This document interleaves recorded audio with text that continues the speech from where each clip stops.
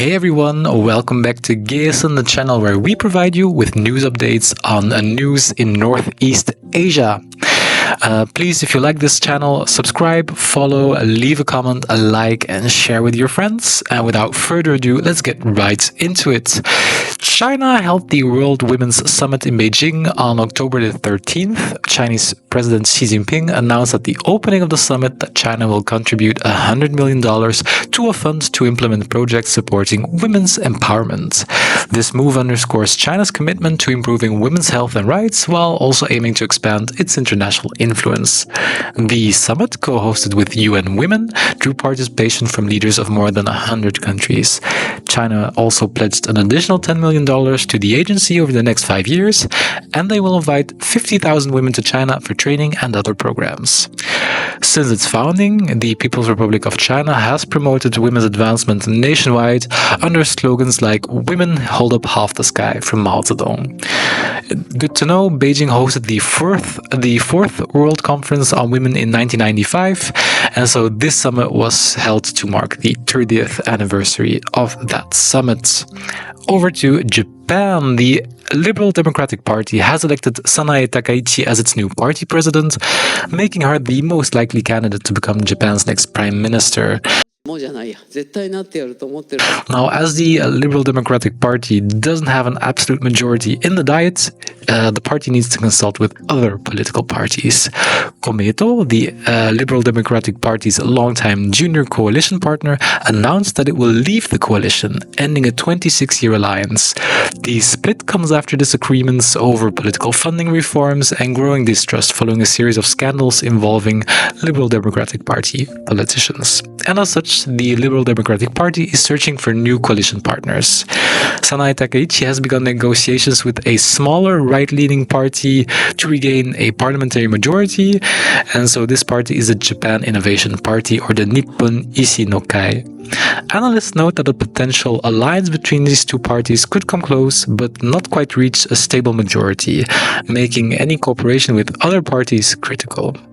On the other side, the opposition, the Constitutional Democratic Party of Japan and the Democratic Party for the People are exploring ways to coordinate and possibly field a joint candidate for prime minister against Takaichi. However, divisions remain over defense policy, constitutional reform, and how far each party is willing to compromise to form a united front. A vote in parliament to confirm Sanae Takaichi or someone else as prime minister is expected soon, most likely on the 21st of October. Then we go over to South Korea. A joint government response team led by the second Vice Minister of Foreign Affairs boarded a plane to Cambodia this week to address concerns related to job scams. Now, recently, many South Koreans have reportedly been lured to Cambodia by fraudulent job offers, only to be detained or forced into work in scam operations upon arrival. It is said that at least one South Korean student was allegedly kidnapped, tortured, and died in torture in a scam center in August this year. In response, Seoul has raised its travel advisories. Some regions in Cambodia have been designated high risk because of the scam risk. Now, Cambodia views these as overreactions. With the joint response team's visit to Cambodia, South Korea tries to locate detained or missing citizens, repatriate them, and get cooperation from Cambodia. The South Korean government reached an agreement with the Cambodian government to set up a joint task force to respond to crimes involving kidnapping and confinement of South Korean nationals in Cambodia. Another result of the visit is that 64 Koreans detained in Cambodia, suspects in job scams, voice phishing, or also romance scams, they were repatriated to Korea aboard a chartered plane. The South Korean government estimates that still around 1,000 Korean nationals are implicated in fraud cases in Cambodia. Now, while Cambodia has pledged cooperation, there is concern in South Korea that law enforcement cooperation and transparency is slow or insufficient in Cambodia.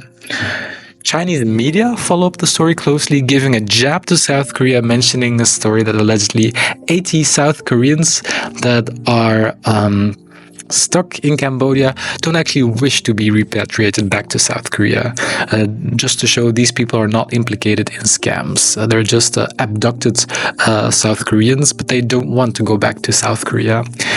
And Japanese media indicate that Chinese citizens in Cambodia are arrested that are thought to be the leaders of criminal gangs in Cambodia. Now, in the same vein, Chinese authorities announced that they have taken down 2 major Chinese criminal organizations operating in Myanmar. This appears to be a hasty move by authorities as Chinese criminal organizations come under fire due to the Cambodian crisis. So the Chinese government has taken down these 2 Chinese criminal organizations. These organizations apparently have placed members in key military positions in Myanmar to protect the organizations and have accumulated a total of victims of more than 10,000 people. Chinese authorities have arrested 57,000 Chinese citizens that were members of criminal organizations in Myanmar since 2023, and they have released extensive footage of their investigations. Cambodian authorities also announced the arrest of 6 Chinese suspects a month ago, attempting to dispel suspicions that they were neglecting the criminal organizations. Next on today's topics is the end of the World Expo in Japan. The Osaka Kansai Expo closed on October the 13th. More than 150 countries and regions participated, and over the 6-month run, more than 25 million general visitors attended the venue. Now, with the closing of the Osaka Kansai Expo, it remains a bit unclear what the future of the Expo site will be. Apparently, there are plans to turn the site into a large-scale resort, including a casino. Now, Japanese media do lament that Yumeshima, the island that supported the expo, would become a hotspot for gambling if they were to erect a casino.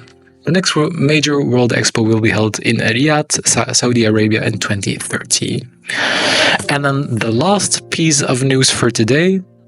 South Korean media report that North Korean leader Kim Jong-un conducted an inspection of the Pyongyang General Hospital in the early hours of the morning.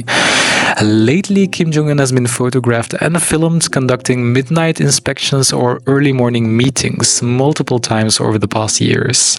For instance, for missile launches happening early in the morning. This forces staff to be present during the inspections or meetings at night. It is mentioned that these nocturnal visits are linked to Kim's sleep disorder, implying he often works through the night because he cannot sleep. And Kim has reportedly struggled with obesity, smoking, and stress-related issues, which can all contribute to insomnia. Analysts speculate that portraying Kim as too busy to sleep in North Korean media reinforces his commitment to national defense and prosperity. Voila, that's all for today. Wish to see you next week, and I wish you all a great start of the week. Bye!